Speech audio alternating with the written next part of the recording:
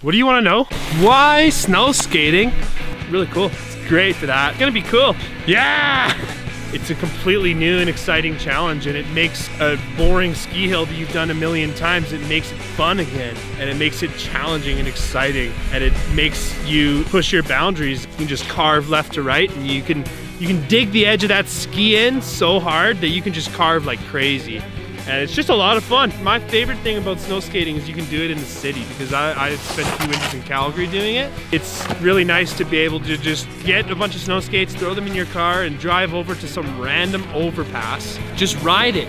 So like any like grassy overpass or like hiking trails in the city, or like bike trails are really good. If your city has bike paths that you usually skate in the summer, you can always usually snow skate those in the winter. So that's a really unique feeling, to be able to ride your typical home skate spot. All of a sudden you've unlocked like year-round riding on your home skate spot. Without bindings, you can just immediately get off the board at any time. And that's nice if you are riding and you see a really nice feature on the side, and you think, okay, well, oh my God, I want to go do that. So you just, boom, hop off and just hike up. It's so much easier to just get off the board and just start hiking up right away. You know, when are you ever gonna take off your snowboard and just start walking around the mountain? You're not. But on a snow skate, you know, it happens all the time, and it's really cool. It's a unique experience for sure, to be able to just walk around in your feet and just experience the mountain that way. It's totally awesome.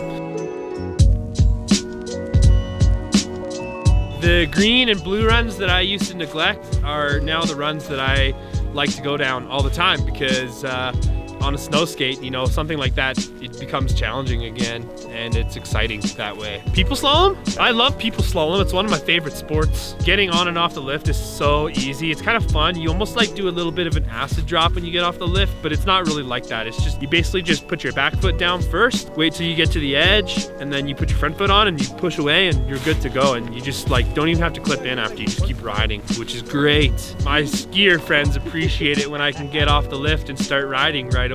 They don't have to wait for me. Standing in the lift line is really chill, especially if the lift line's on a hill. You're just gonna be standing there like this. I mean, I usually like to put the grip tape against my back, and I just stand like this in the lift line. 10 times better than having a board strapped to your feet.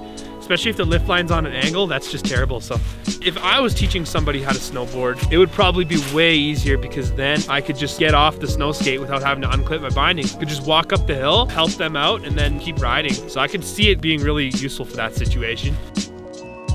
When you're riding this thing, you can change your foot position constantly, depending on what you need. You can go with like a more pointy foot stance, or you can go with a more like sideways one. I'm sure there's like actual terms for that, but I think you guys know what I mean. I change my foot stance all the time. If it's really like rough, bumpy terrain, I shove my feet into the kicktails so that my feet don't come off. Or if I'm in like really, really deep snow, I shuffle my feet back a bit, especially my front foot. I slide my front foot back a few inches, and you can like angle your feet, or you can have them sideways. On a snowboard binding, there's so many different settings depending on what type of riding you want to do. So on a snow skate, you can have all of those settings at the same time. You can go down and you can do like 80-foot heel side checks, and it's easier than longboarding. It's so fun. You take this to any toboggan hill, you're gonna be having a good time. You don't need a ski hill to ride these things. That's the absolute beauty of it. If you can't afford a lift ticket, like I could in the last few years in Calgary, you just go and get your fix. You just go find the biggest tobogganing hill you possibly can find and just shred that for a day. You go build jumps. And what we did in Calgary is we used to set out cones, and then we would make a slalom course, and it's just a blast. My gloves are completely solid. Look at that. My gloves are frozen, and I'm sick of talking about this.